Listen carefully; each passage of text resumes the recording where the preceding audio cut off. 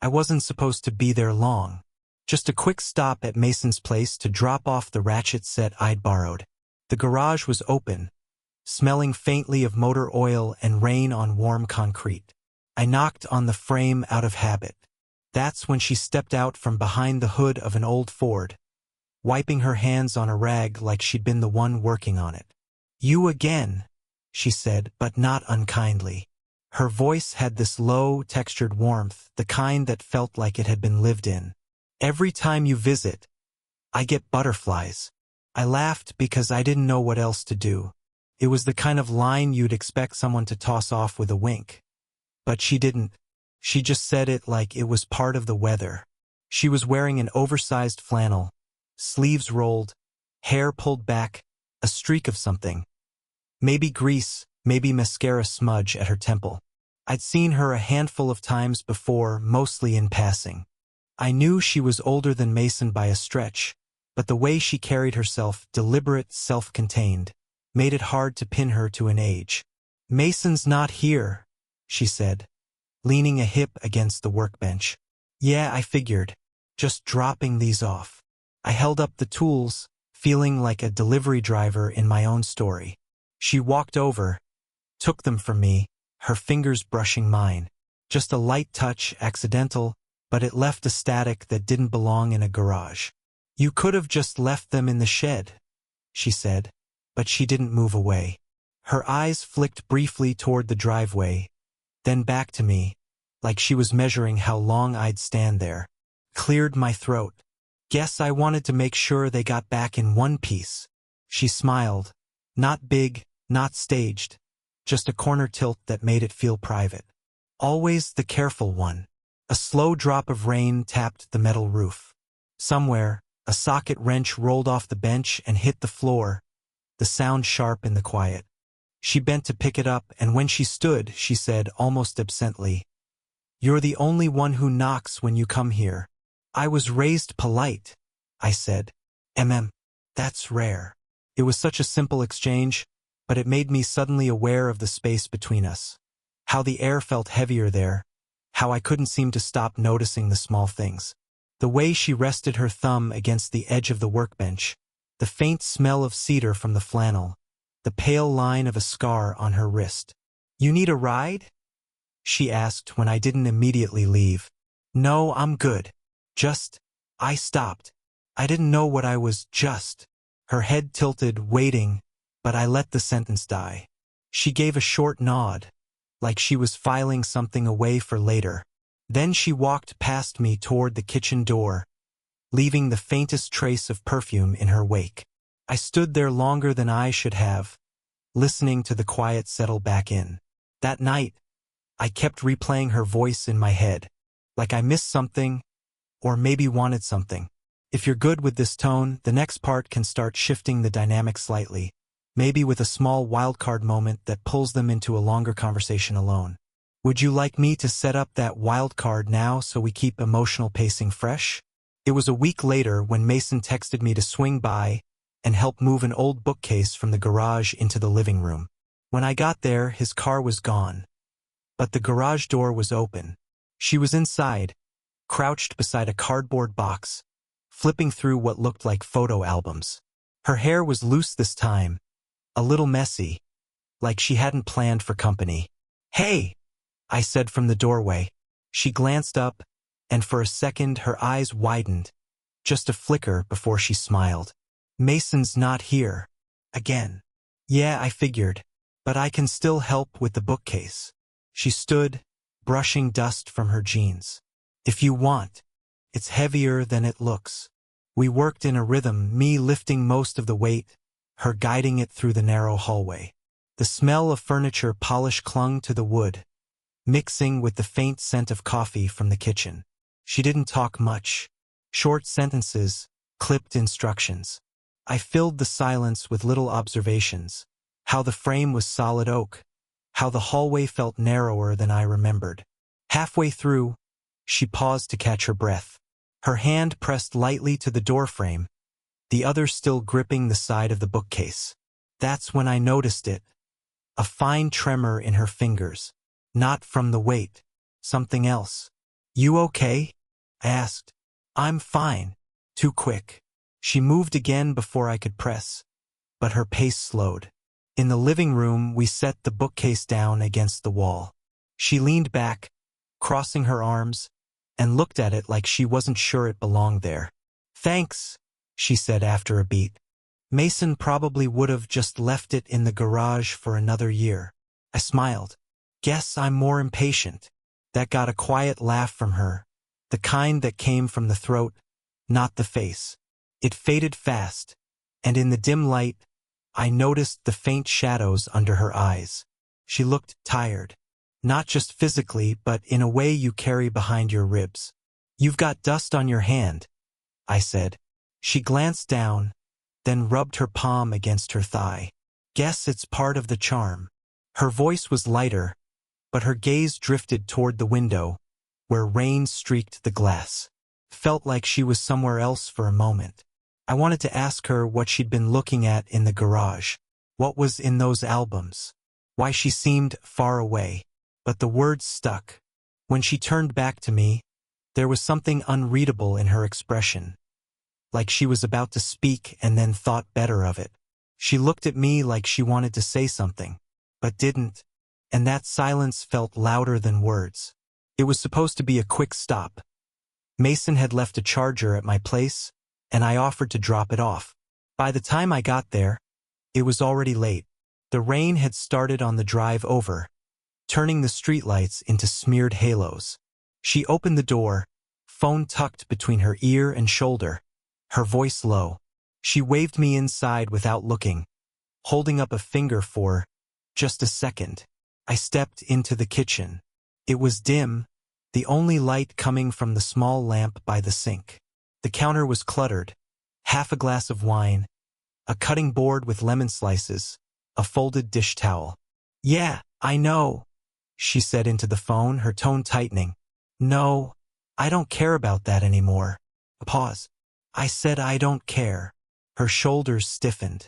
She ended the call without a goodbye, setting the phone down harder than she meant to. Sorry, she said, letting out a slow breath. That was old news. I wanted to ask, but something in the way she avoided my eyes told me not to. Instead, I set the charger on the counter. You okay? She gave a quick smile, too neat. You always ask that. Maybe I'm just polite, I said, echoing our first conversation. That got a small laugh, the real kind, but it faded as she looked toward the rain tapping the window. It's a night for staying in, she murmured. We ended up at the table, each with a cup of tea she insisted on making. The quiet between us was different this time. Not awkward, not comfortable either, just thick. She told me about the first time she'd been caught in a storm as a kid, how she and her brother had stayed in a parked car, counting seconds between lightning and thunder. Her voice softened as she spoke, eyes fixed on some spot past my shoulder.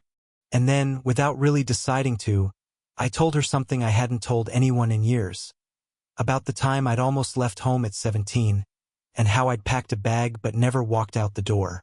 She didn't interrupt, didn't offer advice, just sat there, elbows on the table, chin resting in her hand, listening in a way that made me feel both exposed and safe.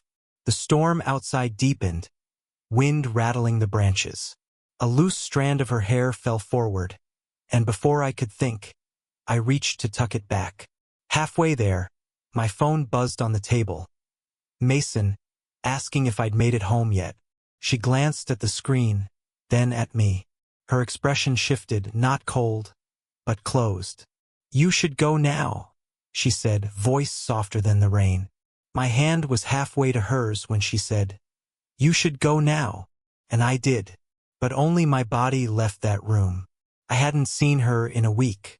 Not since the storm. Mason had been around more, and I told myself that was the reason. No right moment to stop by. But that night, I ended up in their driveway anyway, holding a bag of tools Mason had lent me months ago. She answered the door in a sweater I'd never seen before, soft, loose, sleeves falling halfway over her hands. No makeup, hair tucked behind one ear. You returning more things you didn't have to? She asked, stepping aside. I followed her into the kitchen. It was warm inside, smelling faintly of rosemary and something just pulled from the oven. The radio was on low, an old song humming in the background. We made small talk about the weather, about a car Mason was fixing. But every few minutes, I caught her watching me like she was waiting for something. Finally, she poured herself a glass of water, leaned against the counter and asked, "Why do you keep coming here when Mason's not around?" It wasn't sharp, but it wasn't casual either. I shrugged, buying time. "Because you answer the door?" She smiled faintly, but her eyes stayed serious. The radio crackled into a quieter song. The kitchen seemed to shrink around us. I don't know what we're doing," I said. The words were heavier out loud than they'd been in my head. She set the glass down slowly. "Neither do I." For a while we just stood there. I could hear the faint ticking of the clock on the wall. "You make it hard to pretend this is just normal," I said. She didn't move, but her breath caught. "I can't be something for you. You know that." "I'm not asking for—" I stopped. The truth sat between us, unsaid, but I knew she could hear it anyway. She took a step closer, then hesitated, her fingers curling into the hem of her sleeve. "You're younger. You've got things ahead of you.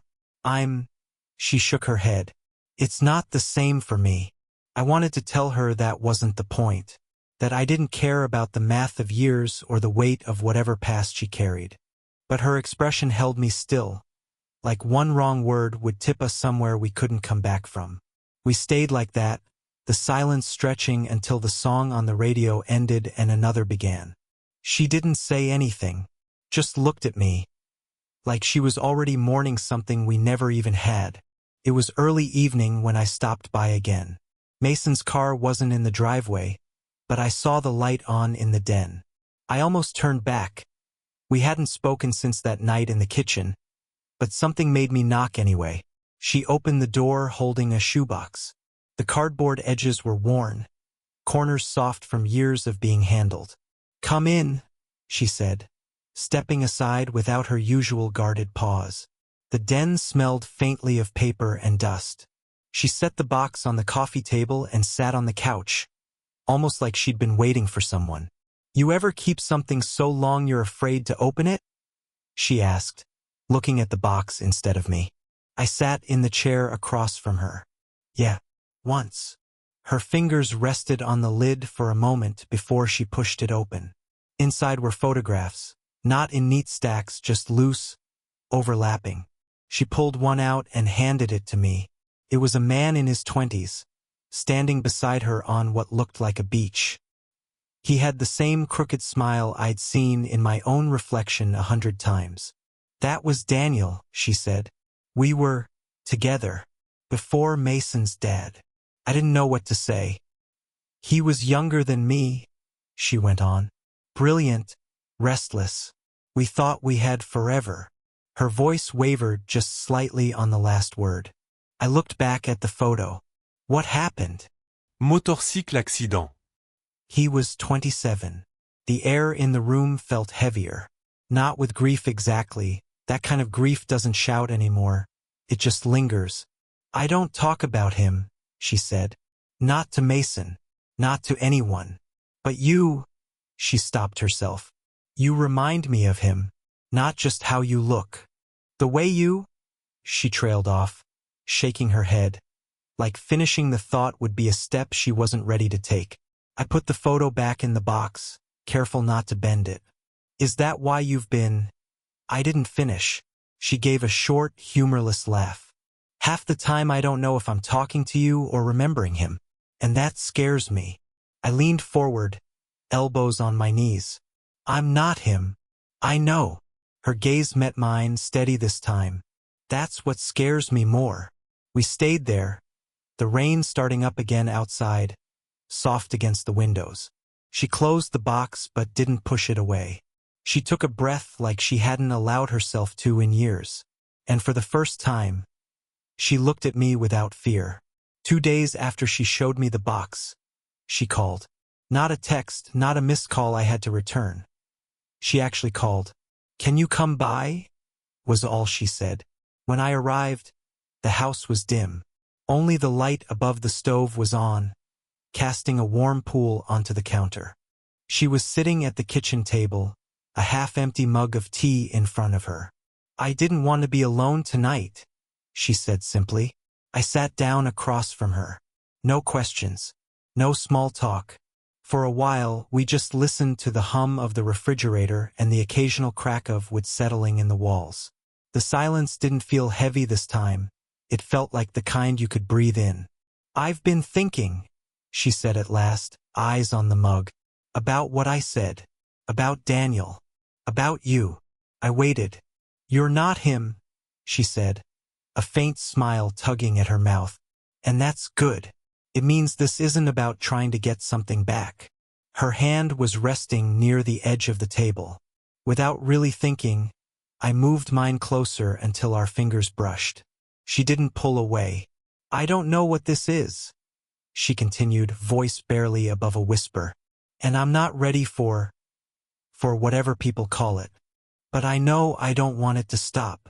The stove light flickered faintly, and for a moment I was aware of everything. The faint smell of chamomile, the rough texture of the table under my palm, the warmth of her skin against mine. "I'm not asking for more than you can give," I said. "I just want to be here." She finally looked at me. Really looked. "You already are." It was the smallest shift, but it felt seismic, her shoulders relaxing, the line of her jaw softening. I realized I'd been waiting for that moment without knowing it. We didn't move closer, didn't make any grand gesture. Just sat there, our hands resting against each other, letting the quiet say what words couldn't. After a while, she leaned back in her chair, but didn't let go. "It's late," she murmured, almost reluctantly. "I can stay a little longer," I said. She nodded, and we stayed, talking about nothing, watching the shadows in the kitchen stretch as the night deepened. She didn't say she loved me, but she let her guard down, and that was louder than any "I love you" ever could be. It's been months since that night in her kitchen. We still see each other, though not in the same way I used to. No more excuses to drop by when Mason's not around. No more lingering in the doorway pretending I'm about to leave. We don't need the pretense anymore. Things are quieter now. In a good way. I help her in the garden sometimes. She'll send me pictures when something we planted starts to bloom.